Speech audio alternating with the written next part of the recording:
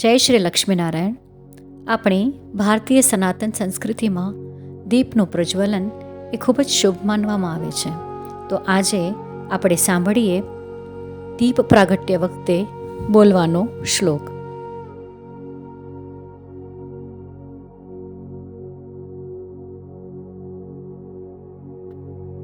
શુભમ કરોતિ કલ્યાણમ આરોગ્યમ ધન સંપદા શત્રુબુદ્ધિ વિનાશાય દીપજ્યોતિર્નમોસ્તુતે.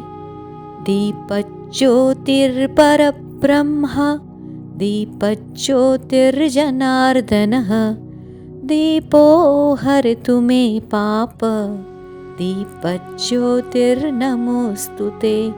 દીપજ્યોતિર્નમોસ્તુતે. દીપક એ સૂર્યનો પ્રતીક છે. અંધકારમાંથી ઉજાસ તરફ લઈ જનારો છે. દીપક પ્રાગટ્ય એ શુભ માનવામાં આવે છે. તે કલ્યાણકારી છે, આરોગ્ય અને સારા ધનની પ્રાપ્તિ કરાવનાર છે, શત્રુના બુદ્ધિનો વિનાશ કરનાર છે. એવા દીપકની જ્યોતિને અમે નમન કરીએ છીએ. દીપકની જ્યોતિ સ્વયં પરબ્રહ્મ છે, તેમજ તેજ જનાર્દન અર્થાત વિષ્ણુનું સ્વરૂપ છે. દીપકના પ્રકાશથી બધો જ અંધકાર દૂર થઈ અને પાપનો વિનાશ થાય છે. એવા આ દીપકને અમે નમન કરીએ છીએ. ધન્યવાદ.